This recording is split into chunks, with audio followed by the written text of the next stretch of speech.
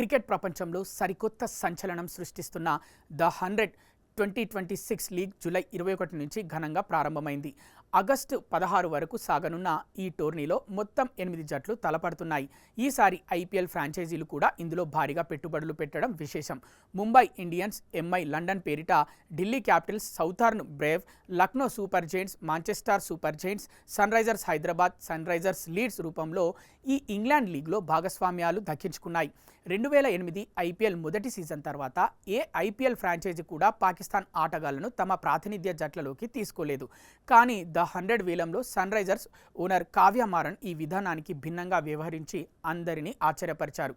మార్చిలో జరిగిన వేలంలో పాకిస్తాన్ స్పిన్నర్ అబ్రార్ అహ్మద్ను ఏకంగా 2,45,00,000 రూపాయలకు కొనుగోలు చేశారు. లీగ్ మొదటి మ్యాచ్లోనే అబ్రార్ను సన్ రైజర్స్ లీడ్స్ తుది జట్టులోకి తీసుకోవడం క్రికెట్ వర్గాల్లో పెద్ద చర్చనీయాంశమైంది. ఇంగ్లాండ్కు చెందిన ది టెలిగ్రాఫ్ పత్రికతో మాట్లాడిన సందర్భంగా పాకిస్తానీ క్రికెటర్ను జట్టులోకి తీసుకోవడంపై కావ్య మారన్కు ప్రశ్న ఎదురైంది. అయితే ఆమె వివాదాలకు దూరంగా చాకచక్యంగా సమాధానమిచ్చారు.